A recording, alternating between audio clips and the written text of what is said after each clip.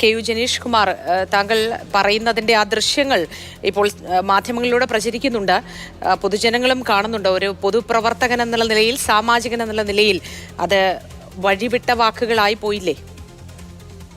അല്ല, ഞാൻ അവിടെ ചെല്ലുന്നത് അവിടെ ജനങ്ങളുടെ ഒരു പ്രതിഷേധത്തിൽ പങ്കെടുക്കാൻ വേണ്ടിയാണ് അവിടെ ചെല്ലുന്നത്. അവിടെ ചെല്ലുമ്പോൾ അവിടെ 2-3 ആനകൾ കഴിഞ്ഞ കുറെ ദിവസങ്ങളായി പ്രശ്നം ഉണ്ടാക്കിക്കൊണ്ടിരിക്കുകയാണ്. അപ്പോൾ അത് സംബന്ധിച്ച് ജനങ്ങളുടെ ഒരു പ്രതിഷേധത്തിൽ പങ്കെടുക്കാനാണ് അവിടെ ചെല്ലുന്നത്.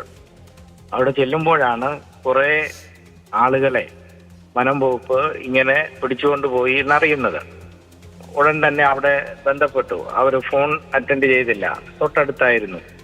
ഞാൻ പോകുമ്പോൾ അവിടെ പോലീസിന്റെ ഡിവൈഎസ്പി, അവിടുത്തെ ജനപ്രതിനിധികൾ എല്ലാവരും ഉണ്ടായിരുന്നു. അവരെ എല്ലാവരെയും കൂട്ടിയാണ് ഞാൻ ആ സ്ഥലത്ത് ചെല്ലുന്നത്.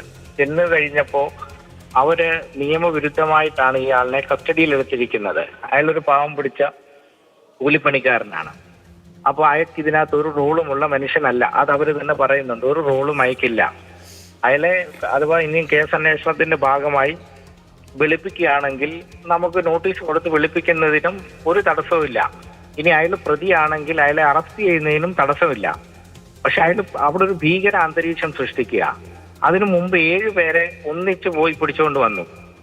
ആ 7 പേരെ ഒന്നിച്ച് പോയി പിടിച്ചുകൊണ്ട് വന്നിട്ട് അവരെ വില പ്രയോഗിക്കുക, ഭീഷണിപ്പെടുത്തുക, ആ നിലയിലായ ഘട്ടത്തിലാണ് ഇവരുമായിട്ട് അവിടെ പോയത്. ഞാൻ പോലീസ് ഡിവൈഎസ്പിയെ കൊണ്ടാണ് പോയിട്ടുള്ളത്. നിയമവിരുദ്ധമായി അവരുടെ ഇടപെടൽ അത് അനുവദിക്കില്ല. അതാണ് ഞാൻ പറഞ്ഞിട്ടുള്ളത്. അത് സംയമനത്തോടെ പറഞ്ഞ് ബോധ്യപ്പെടുത്താൻ കഴിയുമായിരുന്ന ഒരു കാര്യമായിരുന്നു. ഓഫീസ് കത്തിക്കുമെന്നൊക്കെയാണ് താങ്കൾ പറഞ്ഞിട്ടുള്ളത്. അല്ല, അവിടെ ജനങ്ങളെ ഭീതിപ്പെടുത്തി കഴിഞ്ഞ കുറെ ദിവസങ്ങളായി അവിടെ 2-3 ആനകൾ പ്രശ്നമാണ്.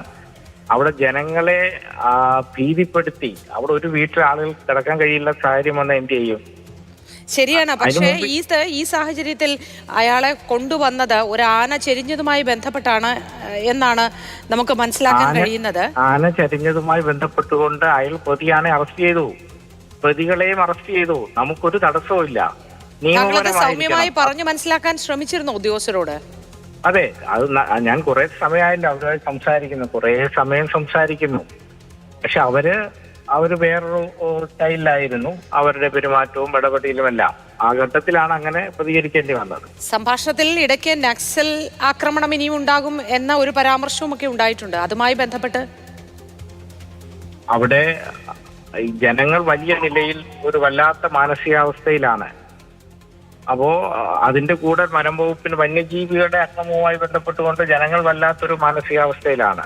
ആ അവസ്ഥയിൽ ഇനിയും നമുക്ക് ഈ വനം വകുപ്പിന്റെ ഭാഗത്തു നിന്നും കൂടി വന്നാൽ അത് നിയന്ത്രണ വിധേയമല്ലാതായി പോകും. ആ ഘട്ടത്തിലാണ് അങ്ങനെ ഒരു പരാമർശം നടത്തിയിട്ടുള്ളത്. താങ്കൾ പറഞ്ഞു പോയ കാര്യങ്ങളിൽ അല്പമെങ്കിലും ഖേദിക്കുന്നുണ്ടോ? ഒരു പൊതുപ്രവർത്തകൻ, സാമാജികൻ ഇത്തരത്തിൽ പ്രതികരിക്കാൻ പാടില്ലായിരുന്നു എന്ന്?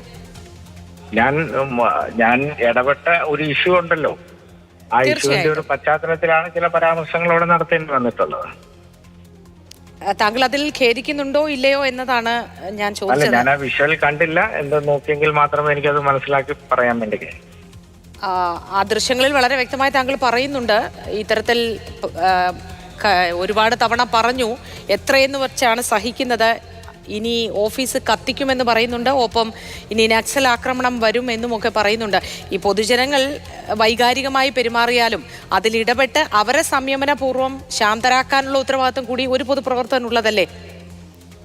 തീർച്ചയായും അങ്ങനെ പരിധി വിടാൻ സംസാരിക്കേണ്ടി വന്നിട്ടുണ്ട്. അത് ഞാൻ ആ ഘട്ടത്തിലുണ്ടായൊരു വികാരമാണ്.